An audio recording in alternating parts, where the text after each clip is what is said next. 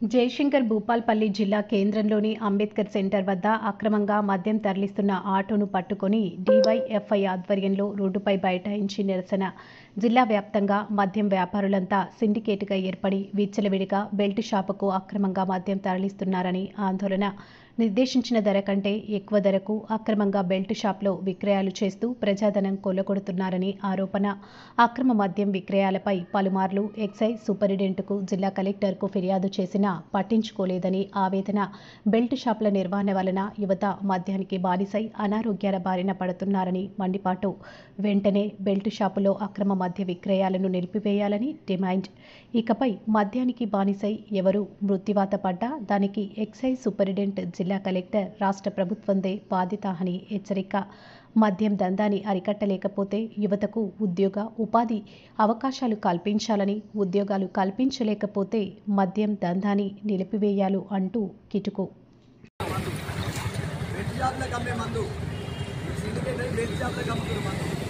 రోజు డివైఎఫ్ఐ భూపాలపల్లి జిల్లా కమిటీ ఆధ్వర్యంలో కింది స్థాయి గ్రామాల వరకు ఇక్కడ వైన్స్లన్నీ కలిపి సిండికేట్ అయి బెల్ట్ షాపులకు మద్యాన్ని విక్రయిస్తూ వైన్ షాపులు 180 రూపాయలకు దొరకాల్సిన మద్యాన్ని వాటి స్థాయిలో ఉండాల్సిన రేట్లను ఎక్కువ చేసి, అవసరమైతే కల్తీ చేసి కూడా కింది స్థాయి బెల్ట్ షాపులకు అమ్మి ప్రజల ఆరోగ్యాలను దెబ్బతీసే విధంగా, ప్రజల అవసరాలను ఆసరా చేసుకొని ధనార్జనే ధ్యేయంగా బెల్ట్ షాపులకు మద్యాన్ని విక్రయిస్తూ ఉన్నారు.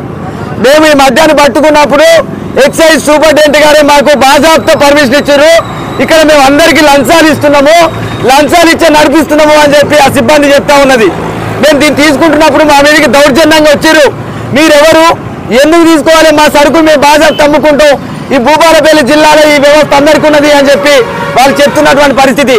మేము ఎక్సైజ్ సూపరింటెండెంట్ గారికి చెప్పినాం, అయినా నిర్లక్ష్యంగా వాళ్ళ వైఖరిని ప్రదర్శిస్తూ ఉన్నారు.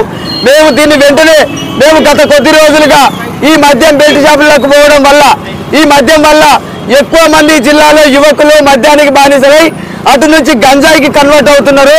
దీనివల్ల వాళ్ళ ప్రాణాలు కోల్పోయే పరిస్థితి వస్తున్నది.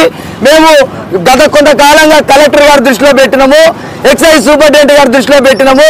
అయ్యా, ఈ బెల్ట్ షాపులలో మద్యం విక్రమణ జరగడం వలన యువత నాశనం అవుతా ఉన్నారు, యువత ఆరోగ్యాలు కోల్పోతా ఉన్నారు.